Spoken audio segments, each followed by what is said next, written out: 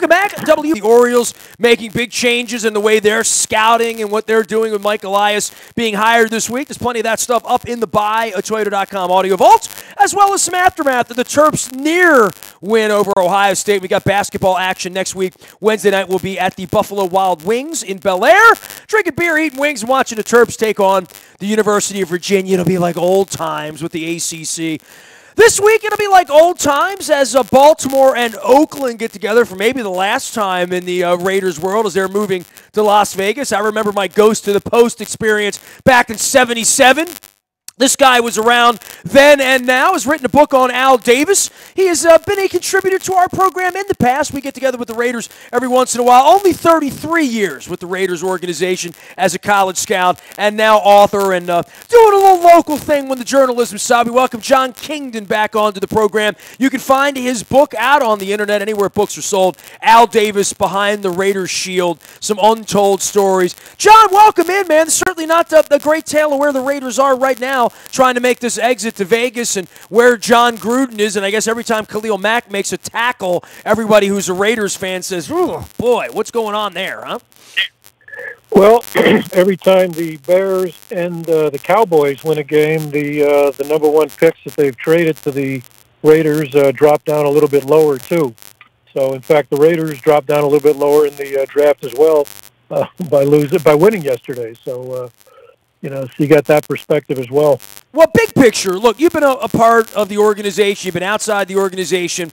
I think it was last time we got together, Jack Del Rio had just had me and my wife out in Oakland swabbing for the bone marrow registry. I was close with Jack, obviously Mike Tice, Rod Woodson, who I saw here broadcasting a game 2 weeks ago. The change, when change happens this quickly, it's hard to make it go from good to great, right? Because I think everybody agrees it was good with Carr and with Mack and that.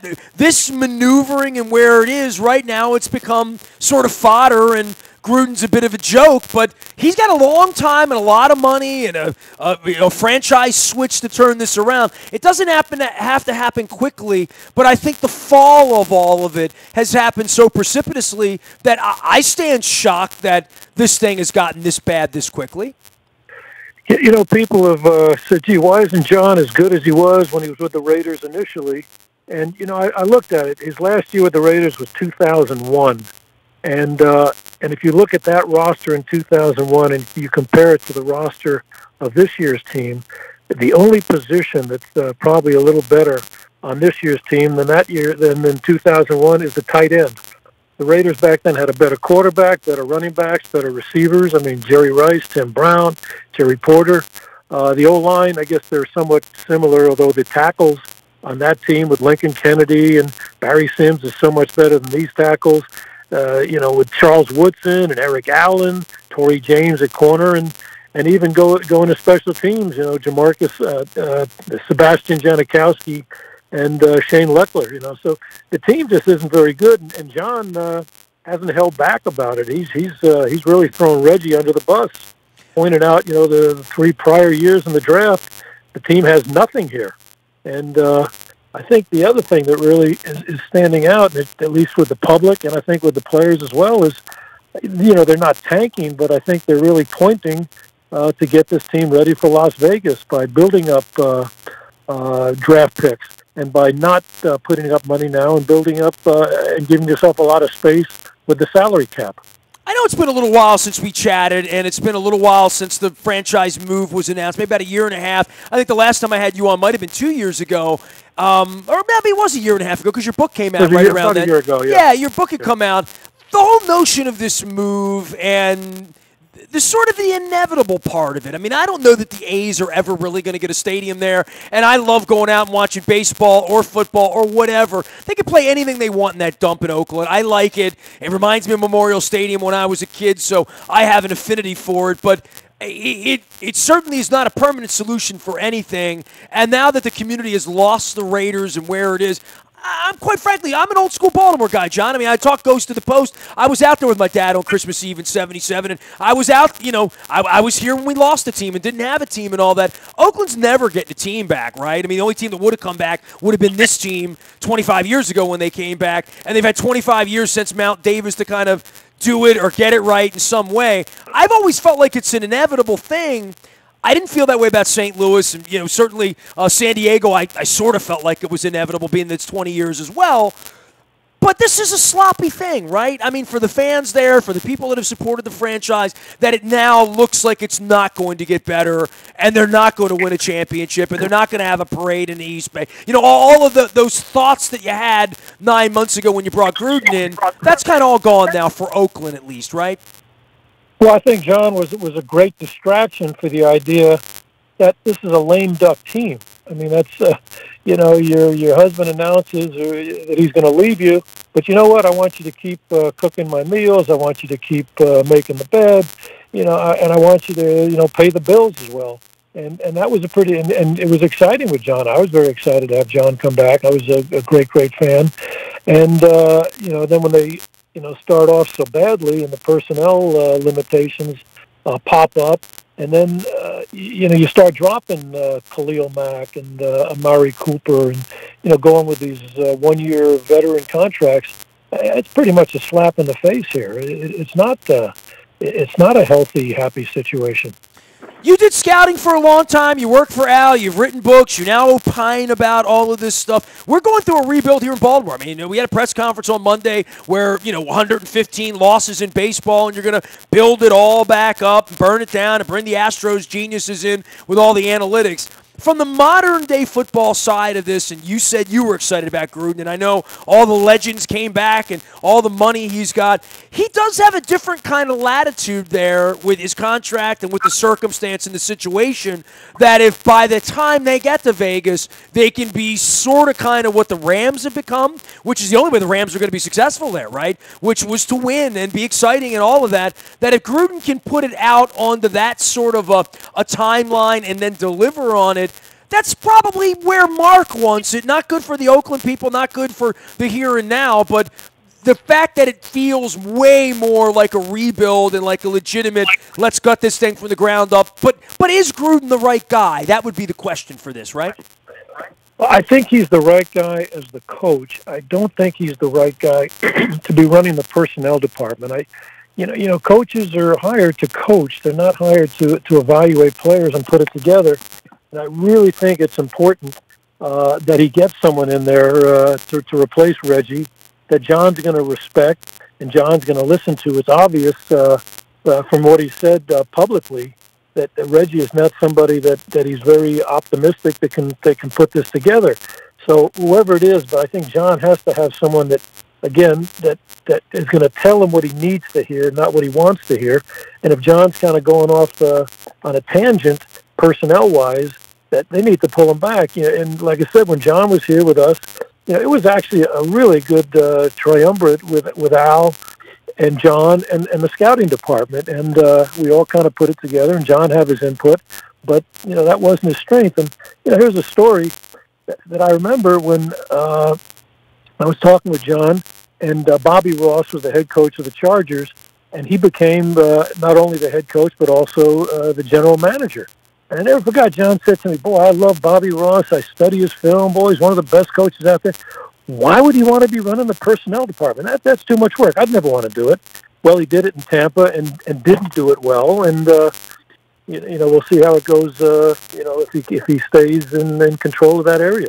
When you see the team play now, what do you see? If Khalil Mack and Derek Carr aren't your best young players to build through, and you're going to try to let a bunch of young players run around right now, what am I going to see when they get to Baltimore on Sunday? I mean, I watched a little bit of the Arizona game on Sunday. Clearly, they were playing another bad team there and another bad quarterback. Well, and they should have. No, he's not a bad quarterback. He's a very talented quarterback. That is a poorly coached team, and in spite of that, they really should have.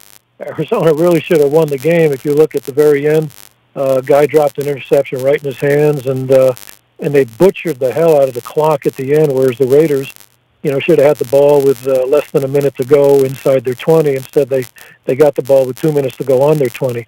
What you're going to see, Jon really is a great play caller and a great play designer. You're going to see that. You're going to see Derek Carr. To me, everyone's jumping off the bandwagon. I'm still a big fan of his. The line is so bad.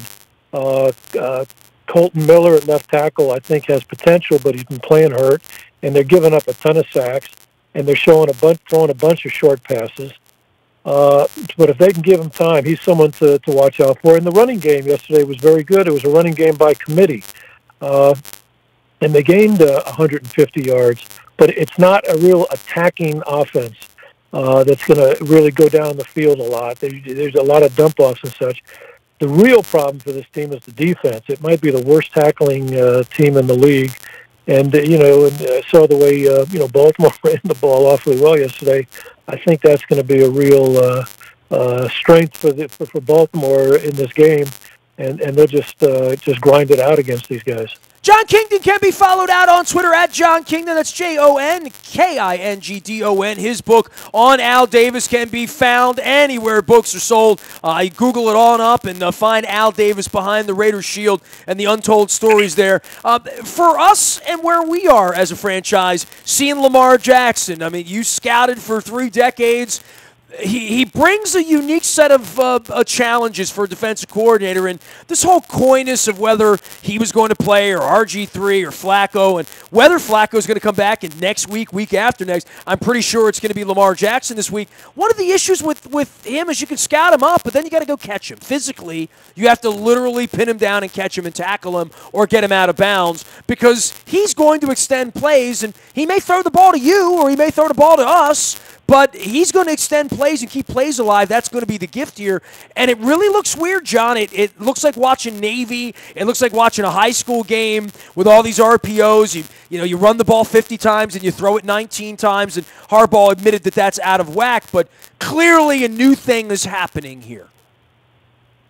Well, a lot of athleticism, and there's something. I think there's nothing more frustrating for a defense than when, you got him in a long situation and the quarterback's under pressure and he runs for a first down. I think that's almost like a turnover, where you should have gotten the ball back and they found a way to keep the ball.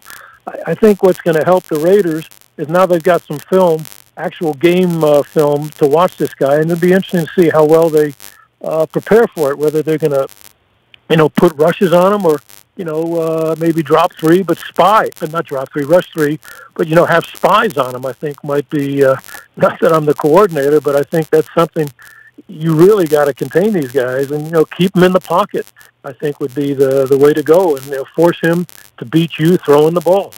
John, pontificate for me, because you're an old school guy. You watched this a long, long time, and you saw football change and grow so much, and the money and coaching and where we are with scouting and analytics and film. I'm pretty sure you go back to a Super 8 film and a projector, right? And where we are now with all this. What do you make of football when you put it on from the hitting perspective and taking care of the quarterbacks and heads-up tackling? And the one thing I say about Lamar Jackson is he's going to run around out there and really be a target. I mean, he's going to get hit harder than some quarterbacks are allowed to be hit because he's always going to be fighting for the next yard and probably not hook sliding nearly as much, and they won't be buying into that. But the way the game is played now, there's such a benefit to throwing the football and being on offense in general. Well, it definitely is, and I think for the better. I mean, I don't know if you saw 60 Minutes yesterday with Tim Green. He's suffering from ALS, played for the Atlanta all those years, and I really like what the league is doing with concussion protocol and staying away from hitting people in the head. And, when I started at the Combine, I was looking old numbers up, and there were offensive linemen at the Combine. This was 82. And there were guys who were 245 pounds, 250 pounds, offensive linemen. And now if you get 2 or 3 that are under 300 pounds, it's crazy. And, one of the few things you remember from high school physics is mass times velocity is force. Well, the mass of the players has gone up dramatically. The velocity has even gone up. And the force is just awful. Now, you talk about, here's Earl Campbell, played, 8 years and took every hit there was and never went down early, and he's kind of a cripple. And then you had Franco Harris, who, would get the first down and then step out of bounds, played, 12, 13 years or however many it was, and he's doing great. So, in a sense, I really like the fact that the league is trying to address the physical part and the long-term damage, concussion protocol.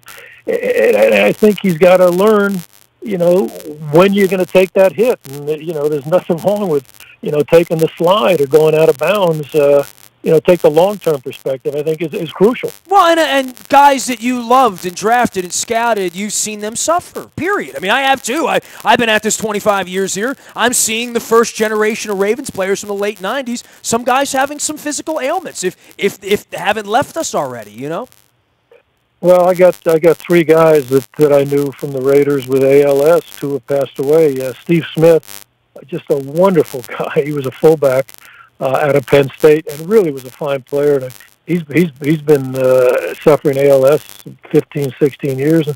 And then Derek Jensen was a fullback in the late 70s, early 80s. It was a very fine scout. He passed away from ALS recently. And Mickey Marvin, who was the left guard all those years, also he passed away. I believe he was about 63. Just died last year of ALS. So, to see this up front and personal, it really does strike home.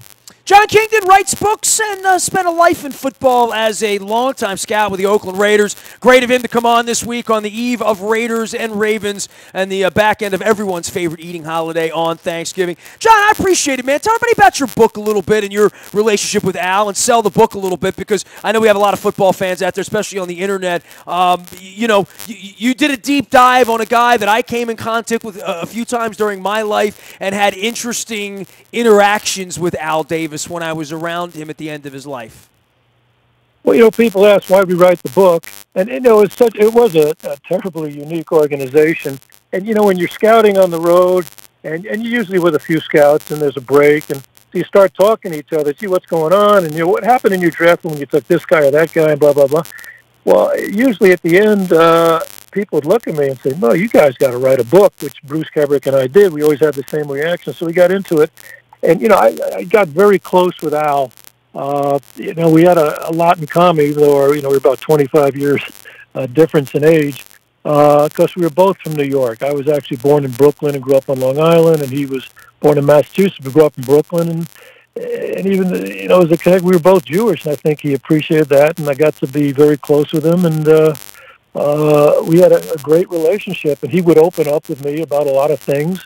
About whether it was football or, and I got to know him more as a person besides his football mentality. So we kind of took it from both perspectives, and I think you really get to learn about Al and the operations of the Oakland Raiders from a perspective that nobody's ever really written it from. 2 guys that worked in the personnel department, and one who went all the way back to Sid Gilman, who was so close with Al, and another, from my perspective, someone who got to be really close with him right to the end, where, the last day of his life, when he talked about going to the Houston game, when you really knew he wasn't going to be able to do it physically, but he said, well, maybe I'll fly in tomorrow. I said, boy, that'd be great. Everyone would love to see you there.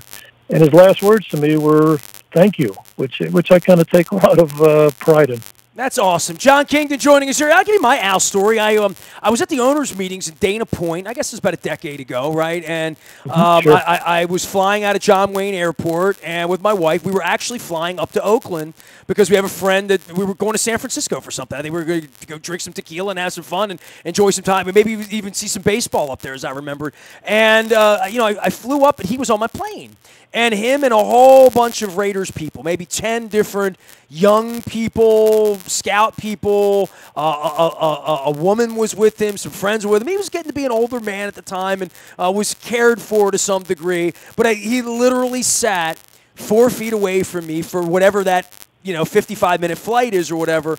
And on that particular day, because it was late March, I think it was the last week of March, he had the USA Today out, and the entire flight, all he talked about was the women's basketball tournament. And I thought it was the most fascinating thing that all I heard him discuss for an hour-long plane was the women's March Madness brackets. And I thought, man, there's a real sports fan. He loved women's basketball. Oh, well, there you go. That's my intimate knowledge. I spent an hour on a plane. You're absolutely correct. In fact, I would, and I got to know what things he was looking for on signing day. I always made sure to send him the list of the people that Who was going to Syracuse. Tennessee and who was going to Connecticut, right? Well, no, it was Syracuse, his alma mater. Okay. That was his main concern. But I would also, you'd think I'd have to keep up with the NFL draft, but the the WNBA draft would come out, and I would always send it to him. Wow, did you see this? Bubba Parrish's daughter, and she's going here. And no, I always it was maybe it was like John Wooden's favorite sport was women's basketball. Because he said there was a purity about it, and I think that's what Al liked about it as well. Hey, man, great to visit with you as always. I'll keep in mind anytime we want to talk some Raider hater around here. But Gruden and Harbaugh, changes coming here, and certainly a lot of changes on the field out there and with the organization as they make the move to Vegas. Jon Kingdon's our guest. You can find him out on Twitter, and you can find his book anywhere books are sold. Al Davis, Behind the Raiders Shield and the Untold Tales. A pleasure to visit with you again, Jon. Thanks for coming on, pal. Thank you, Nestor. Always a pleasure. 20 years scouting for the Raiders, 33 in the organization. Jon Kingdon can be found out on Twitter and where books are sold. You can find me out on the buy at Toyota.com Audio Vault 24 hours a day from anywhere in the world on your mobile device by downloading the TuneIn Radio app. We do come in crystal clear from anywhere in the world. The morning newspaper delivers digitally to your email inbox 7 a.m. every morning like clockwork. It's all brought to you by Planet Fitness at PlanetFitness.com. That's $5 down, $10 a month. It's warm inside. Much more than treadmills and weights. Great programs there and always judgment-free. See them at PlanetFitness.com. It's always warm inside. Down in Laurel Park, where they used to ship me the pumpkin and mincemeat pies on the holidays to let me know they're racing on holiday weekend. They'll be racing down in Laurel this weekend. The sports bar is open down there. It is lovely. If you haven't been down there, please get down and check it out. Maryland Jockey Club and our friends. The entries at the front of WNST.net as well as in our morning newspaper. Nasty at WNST.net finds me. I'm on Facebook, Twitter, LinkedIn, Snapchat, Instagram, streaming live on our Facebook as well as our YouTube WNSTV channel. Happy Thanksgiving. We hope to see you Sunday at the ballpark. We are WNST.net, AM 1570, and WNST Towson, Baltimore, and we never stop talking Baltimore sports.